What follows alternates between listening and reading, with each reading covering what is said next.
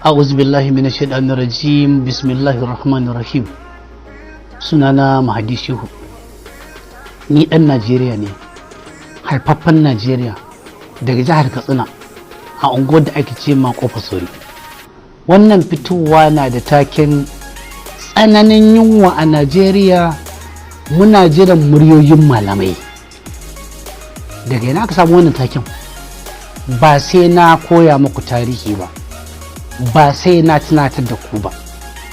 Akasarin malaman addinin musulunci, musamman malaman addinin musulunci na arewa, amma banda malaman addini na shi'a, amma malamai da yawa na ɗariƙar tijjaniya da ƙadiriyya da izala da dukkan wannan ɓangarancin, akasarinsu kaɗan daga cikinsu ne ba su ba, amma akasarinsu sun fito kafin zaben nan, suka yi ruwa, suka yi tsaki, suka hau mimbari, suka ɗauki loudspeaker, suka jijiyar wuya, wasu suka yi zage-zage, wasu suka yi habaici, wasu suka ce an ce musu kulle za su ce cas, suka dage, suka are, suka yafe, suka ce lalle wanda ke ƙalubalantar Bola Tinubu ba musulmin ƙware ba ne ba,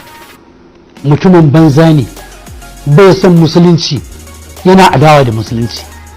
Ta haka suka tursasa mutane, aka yi amfani da su, aka raba kuɗi, aka raba kujerun umra, aka raba taliya, aka raba shinkafa, aka yaudari talakan, musamman talakan arewa.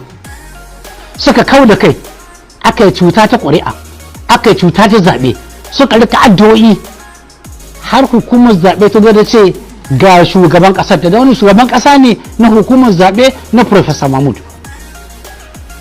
To ga nan ya hau ƙasa da wata uku, ko maƙiyin Allah, ko maƙiyin manzan Allah, ko wanda ya fi kowa son zuciya a cikin malamai ya san yunwa ta kai yunwa, talauci ya kai talauci, fatara ta kai fatara, tashin hankali ya kai tashin hankali. Ga bidiyo nan yanzu, mace da kanta ga nan nasa mai cewa mata yanzu zina suke yi, su ci abinci, su ci da mata, su ci da 'ya'yansu da mazansu. Mace ce ke faɗa cewa zina ake a ci abinci yanzu a arewacin Najeriya, a dukkan jihohin arewacin Najeriya. Billahi allazi la ilaha illa hu, abin da yake faruwa kenan. Billahi allazi la ilaha illa hu, abin da yake faruwa kenan. Mata suna zina saboda su ci abinci. Inna lillahi wa inna ilaihi raji'una. Wallahi jiya wata ta zo tana tambaya, tana gaya min abin da yake faruwa da ita, tana neman shawara, tana cikin halaka. Ta ce ta je ta sami mijinta, tana gaya mishi halin da take ciki, don girman Allah ya yafe mata, ya yi haƙuri ya yafe mata ga abin da ta tsinci halin da ta tsinci kanta a ciki. Duk abin da take kawowa suna ci ita da ɗanta, wallahi ba a gurin aiki take samu ba wanki take zuwa tana yi ba, gashi abin da take yi da wani yake ba ta abinci take kawowa suna ci ita da ɗanta. Don girman Allah ya yi haƙuri ya yafe mata. Ya ce ya yafe mata abin da ta yi a baya, da wanda ma take shirin yi yanzu in za ta yi ya yafe mata, long as za ta kawo ci abinci da ɗanta. Inna lillahi wa inna ilaihi raji'un, inna lillahi wa inna ilaihi raji'un. Ku ji fa, namiji idan ya ganki kina waya da mijin da ba shi ba, sai ya ji kamar ya kashe ko ya kashe kanshi. Wai an kawo zamanin da namiji zai supportin mace ta fita ta yawo ta zina saboda da ci da shi. Inna lillahi wa inna ilaihi raji'un. Ni dai na gaya mata tana cikin halaka, da ta zauna ta ci gaba da yi, da idan shi ya yafe mata hakkin ubangiji ba, na gaya mata ke gaggawar rabuwa da shi. Dan talauci ake da yunwa da fatara. Ga wata murya ma nan ta wani bawan Allah, shi ma zai gaya muku irin talaucin da ake yi. Yau na ga abin da ya girgiza ni, kuma ya ban tsoro, ya kuma ban tausayi, ya sa ni da hawaye ya zuba a idanuna.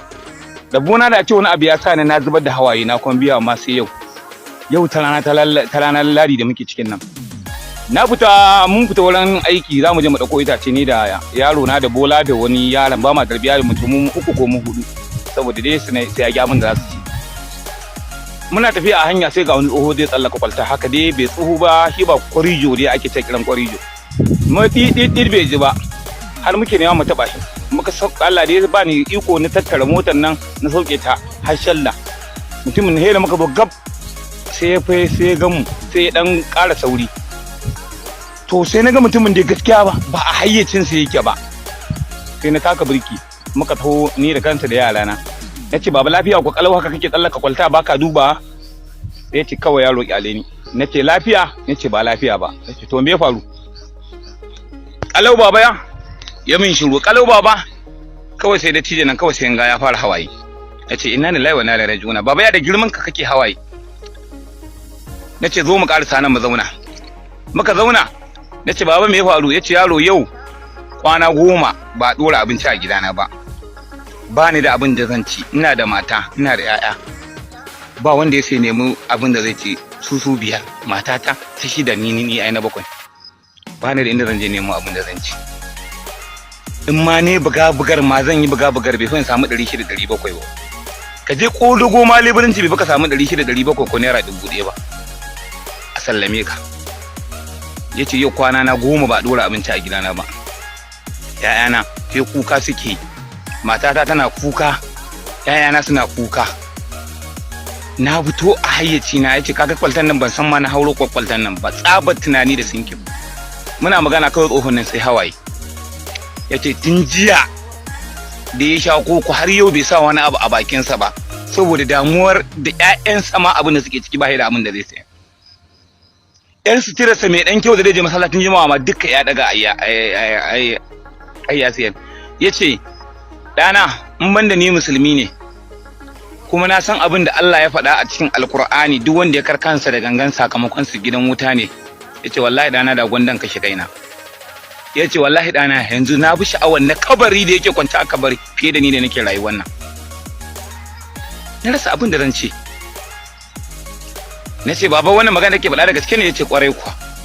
Nace za mu iya zuwa gidan naka in tabbatar domin na gani? Yace za mu iya zuwa. Nace ina garin naku yake? Yace daga wannan garin da ka wuce sai na baya. Nace to yanzu ina zaka je? Kawai shi ya fito ne dai kawai ya fito ne shi ma kansa bai san inda zai je ba. Nace to zaka yi hawa motar nan mu juya ka nuna min garin naku mu je mu gidan naka in gani in tabbatar da magana. Ya hawo motar nan da hawayen sa shabe. Bola koma ga baya shi ya hau gaba na kwana muka je mu kauye muka yi ga kauyen su. Ya nuna mu har gidansa. Muka je ya sallama yace shigo mana an ce ka sanar da su saboda kaida irin ta musulunci. Ya shigar da su sun samu yaran a zaune suna kuka da hawayen kamar inda ya gaya min. Uwar ta yi hawayen har ta gaji da yake ita mai hankali ce sun dogara sun bar wa Allah. Abin da ya maimaita min ita uwar ta ba za ta ci da wannan ganin bakin cikin gwanda a ce babu rayuwar ta ake cikin wannan halin ba ta gani yawa ba har ta ji ciwo. Abin da ya maimaita min kwanan su 10 ba dora abinci ba. Uwar ta ce tun wannan kokon wani koko da aka samu aka dan diddiga musu suka kurba da shi da su da yaran ba abin da suka ci. Kuma sun nemi a wurin masu dan dama su taimaka musu an ki a taimaka. Kowa an kaje ka faɗa masa kukanka abin da zai kawo masa ya ci uwan naka. Hawaye ni ma yake fita nke tausayawa da ganin inda ka ga mace ce a da abu sa alamu mace mai tirinya ne wani abu amma sai dai kashi. Cikin tankado ba sai dai kashi. Ne hawaye na ba su hakuri na ƙara sanar da su taushidi da kuma jarraba irin ta rayuwa akan su daure. Sannan na ce a tafi da bola da inda ake sai da ai masara a saya musu kwano 5 daidai da abin da Allah ya hore mu. Masarar ma babu ta sayarwa a ƙauyen. Sai shinkafa aka samu irin dukan ƙato. Kowane kwano mudu ƙarami naira 1000. Mudu ƙarami naira 1000. A cikin abin da zan je so itacen nan haka nan sai na cire naira 5000 aka saya musu mudu 5. Sannan na kawo naira 2000 na basu nace gahi wannan su je su yi cefa ne. Mutumin nan da shi da matarsa har ƙasa suka je suke su min albarka. Akasarin 'yan arewa da 'yan Najeriya wallahi ba su da abincin cin yau bare na gobe. Ba sana'a, ba inda za a dogara a kai. mutane suna kwana da yunwa suna mutuwa, suna shan gishiri suna mutuwa, suna kwanciya ba abinci suna mutuwa. Wallahi billahi tallahi rana ita yau na fita karfe 7 na safe zan je wajen aiki, na ga wata mata a wata gona wallahi tana sata yakuwa, tana goye da jariri a baya, tana sata yakuwa a wata gona, ta kalla nan ta sata ta zuba a bakan leda. Na ga matan nan ba zan gaya muku me nayi ba, amma na ganta kuma na ƙara tabbatar da cewa shugabanninmu ba su da adalci.